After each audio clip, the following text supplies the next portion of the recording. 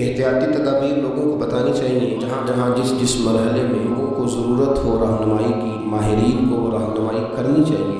لیکن اس کے ساتھ ساتھ ایک بات کو ضرور ذہن میں رکھیں کہ لوگوں کو نا امید ہونے سے بچایا جائے۔ ایسی باتیں معاشرے میں نہ پھیلائی جائیں جو نا امیدی کا سبب بنے۔ لوگوں کو امید بھی دلائی جائے، ان کی توجہ رب رسول کی جانب بھی کی جائے۔ انہیں یہ بھی بتایا جائے کہ تم نہ اپنی مرضی سے پیدا ہوئے، نہ تم نے اپنی مرضی سے اپنے آپ کو بڑا کیا، نہ اپنی مرضی سے تمہارے پاس صحت تھی۔ جس سے رب کریم نے پہلے نوازا تھا وہ اب بھی نوازے۔ لوگوں کی امیدوں کو نہ توڑا جائے، مایوسیاں نہ پھیلائی جائیں، پریشانیوں کو مزید نہ بڑھایا جائے۔ اچھی امید، اچھی خبر، اچھا پیغام۔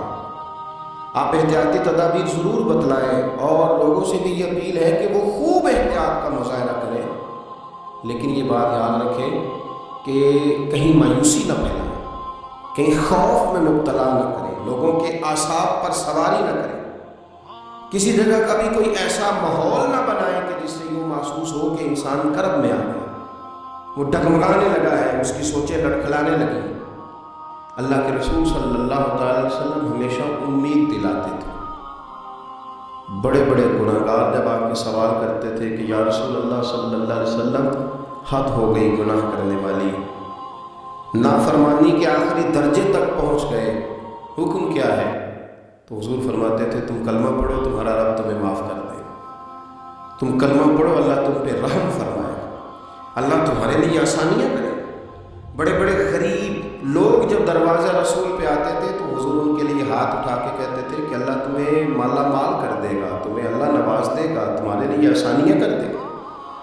اور پھر جب بڑے کمزور لوگ، بڑے بیمار لوگ، بڑے مجبور لوگ، وجود نکاحت سے چور چور ہو گیا، اس طرح کے لوگ جب آتے تھے تو اللہ کے رسول صلی اللہ تعالی علیہ وسلم انہیں بھی امید دلا دیتے تھے۔ ان کے لیے بھی حضور صلی اللہ علیہ وسلم خیر والا معاملہ فرما دیتے تھے۔ حضرت سعد بن ابی وقاص رضی اللہ تعالیٰ عنہ ارشاد فرمانے لگے کہ میں اتنا بیمار ہو گیا کہ مجھے یوں لگا کہ اب اس بیماری سے اٹھ نہیں پاؤں گا، شاید اس بیماری سے میں انتقال کر جاؤں گا، اب میرے لیے شاید مشکل ہو جائے مزید آگے بڑھنا۔ ہاں فرماتے میری ایک ہی بیٹی تھی تو میں نے یہ ذہن بنایا کہ میں وصیت کر دوں اپنے مال میں سے، اللہ کے راستے میں دے دوں، کچھ بیٹی کو دے دوں۔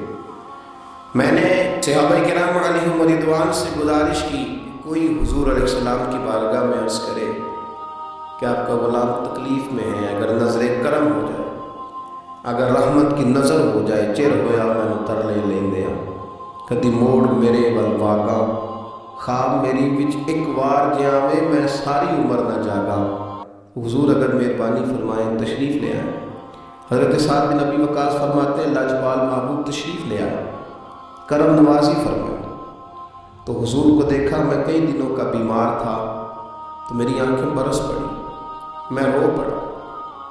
میں نے عرض کی یا رسول اللہ صلی اللہ تعالی علیہ وسلم شاید اس بیماری سے اٹھ نہ سکوں، ایک ہی بیٹی ہے، میرا ارادہ ہے کہ میں اپنا بہت سارا مال اللہ کے راستے میں خیرات کر دوں۔ تو حضور علیہ السلام نے مجھے وصیت کے بارے میں بہت ساری باتیں ارشاد فرمائیں، لیکن قربان جاؤں میں اٹھ کے کھڑا نہیں ہو پاتا تھا، میری ٹانگیں کانپتی تھیں۔ لیکن جب سرور کائنات علیہ السلام سے میں نے عرض کی نا حضور اب شاید بچ نہ سکوں گا، اس بیماری سے چلا جاؤں، حضور نے امید دلائی، اور نبی پاک صلی اللہ تعالیٰ علیہ وسلم نے فرمایا سعد تمہیں کچھ بھی نہیں ہوگا، ابھی تو تمہاری وجہ سے اللہ اسلام کا نفع کرے گا، کفر کا نقصان کرے گا، ابھی تو بڑا کام کرنا ہے، اٹھ پان کمر کیوں ڈرتا ہے، پھر دیکھ خدا کیا کرتا ہے۔ فرمایا تم اپنے آپ کو مضبوط کرو قلبی طور پر۔ حضرت سعد بن ابی وقاص کہتے ہیں وہ حضور کی باتیں تھیں کہ میرے لیے قوت تھی، وہ ایک طاقت تھی، وہ ایک ایسی توانائی تھی جس نے میرے وجود میں حرارت پیدا کر۔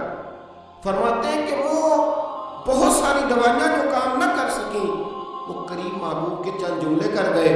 حضرت سعد بن ابی وقاص کہتے ہیں حضور تو تشریف لے گئے، میں کئی دنوں سے اٹھ نہیں پا رہا تھا، لیکن تھوڑی دیر کے بعد ظہر کی اذان ہوئی تو میں نے اٹھ کے کھڑے ہو کے نماز ادا کی۔